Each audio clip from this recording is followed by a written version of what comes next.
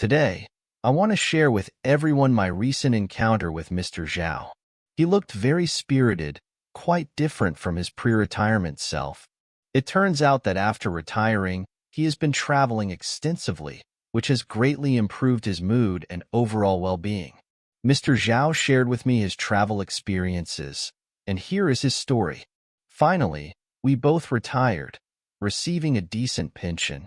Now we have both the time and the money. Since we don't have grandchildren yet, my wife and I decided to love ourselves and plan to thoroughly enjoy traveling in our retirement. I am Mr. Zhao, 65 years old. Both my wife and I are retired teachers, each receiving a pension of about 8,000 yuan per month. Traveling has always been our vision of a beautiful life. Before retirement, the work pressure was immense.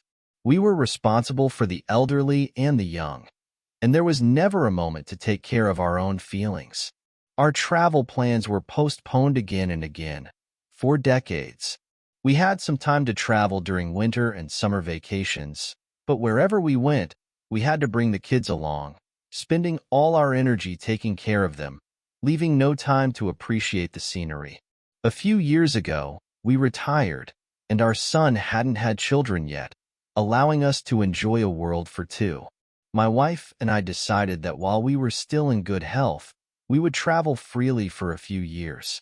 However, to travel and have fun, we learned the hard way and eventually summarized a travel method that suited us. Initially, for convenience and to save money, we chose group tours. We didn't need to plan in advance or worry about the many miscellaneous things along the way. Just follow the tour guide. But later, we realized that at our age, we simply couldn't handle the hardships of group tours. The travel agency's plans were all about low costs, with poor food and accommodation. We could tolerate subpar food for a few days, as we could always have a feast when we returned home, but the mandatory shopping that came with low-cost tours was unbearable. I remember one year we signed up for a seniors tour to Hong Kong, costing just 1,200 yuan per person for 3 days and 3 nights, attracting many elderly people like us.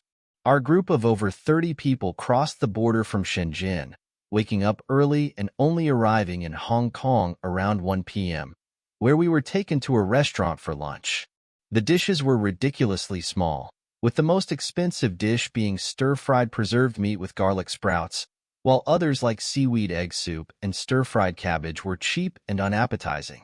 The portions were so small that even white rice was limited.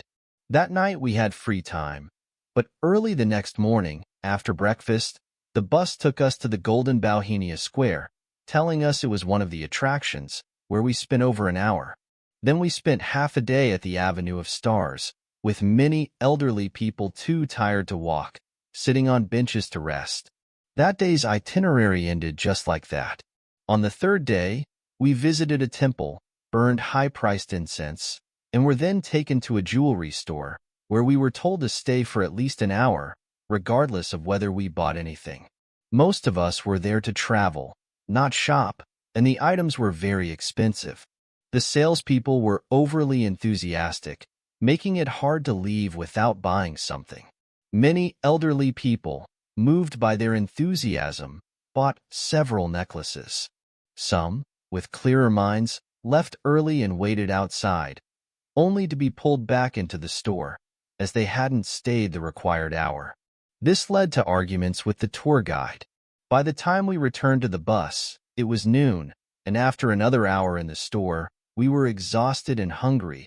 Yet the guide scolded us, saying we were too poor to travel if we didn't shop. We felt deeply humiliated. Back home, even strangers would greet us politely, yet here, we were scolded on a trip.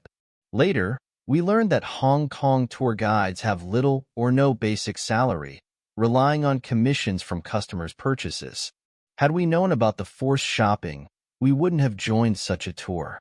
After that unpleasant Hong Kong trip, we were reluctant to travel for a long time. Later, some retired teachers who also enjoyed traveling suggested forming our own group. We created a group chat with a dozen people, a few of whom were very active, responsible for planning the trips. Once most agreed, We would choose a time and set off together. At first, this seemed great, plenty of time, flexible eating and lodging, no need to endure bad attitudes or poor group meals. After all, we retirees didn't mind spending a bit more for a good mood. However, over time, various minor issues arose. Even 10 fingers aren't the same length, and among a dozen people, disagreements were inevitable. Planning trips often led to lengthy debates, rarely pleasing everyone, sometimes taking half a year to finalize a trip. Once on the road, differences in temperament and diet led to conflicts, straining previously good relationships. We felt this type of travel lost its meaning. At our age, we wanted to relax, not deal with such troubles, so we left the travel group. 2 years ago, our son got a new car and gave us his 5-year-old one. My wife and I thought, why not try a self-driving trip? We could drive wherever we wanted, stay wherever we liked, and travel at our own pace. It seemed very comfortable and free. We set off, enjoying the freedom to go anywhere without joining a group or following anyone's orders. However, as we aged, driving long distances became exhausting, especially since I was the only one driving. Even 3 to 4 hour trips left me tired.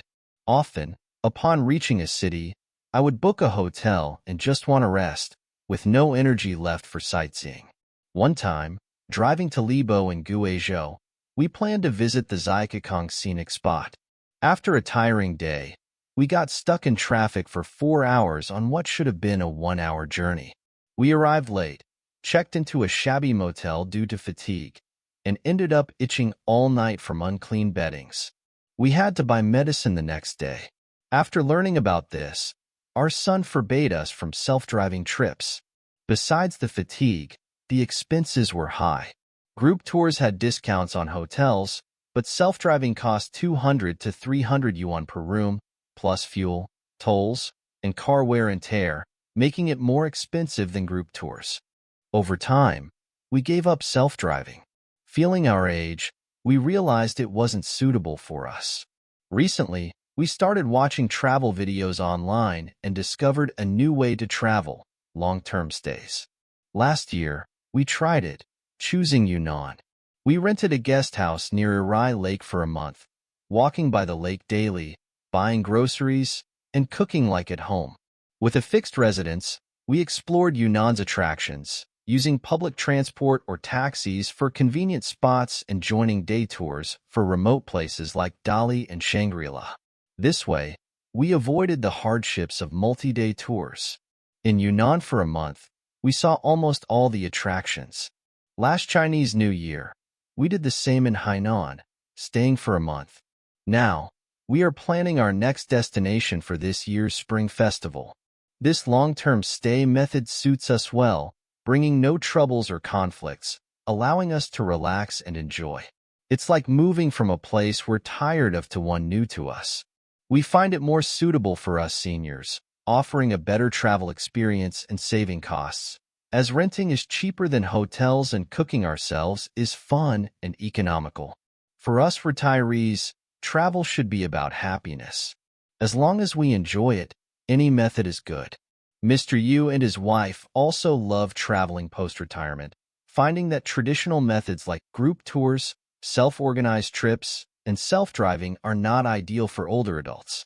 Mr. Yu shared his story. Hello, everyone.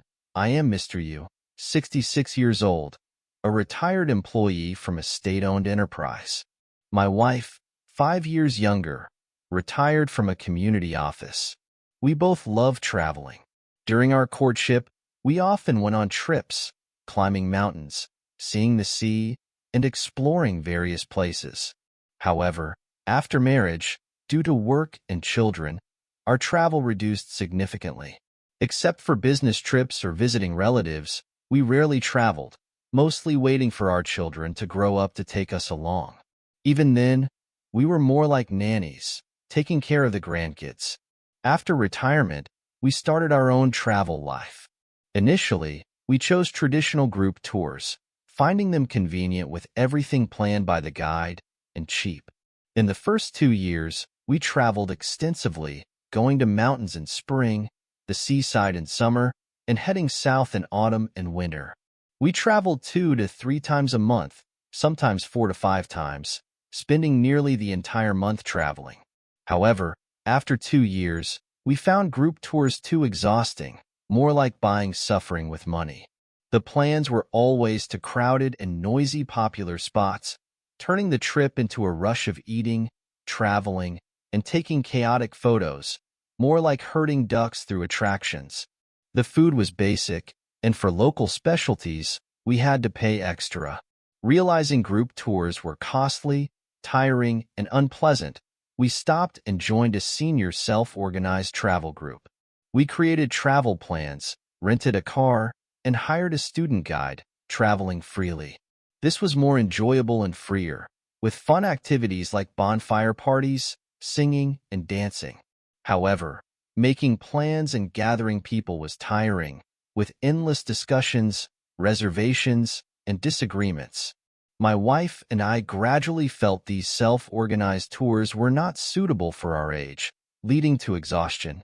Later, we followed our children's suggestion, joining a senior travel club for regular activities and day tours. Now, we use long-term stays like Mr. Zhao, finding it ideal for seniors, and travel happily and comfortably. Long-term stays allow us to enjoy a new city leisurely, immersing in its life and culture. It's economical and relaxing, without the rush of traditional tours. We enjoy cooking ourselves, exploring local markets, and making friends with fellow travelers. This has become our new way of travel, offering a peaceful and enriching experience. We hope more seniors will try this method and find the joy of travel in their later years.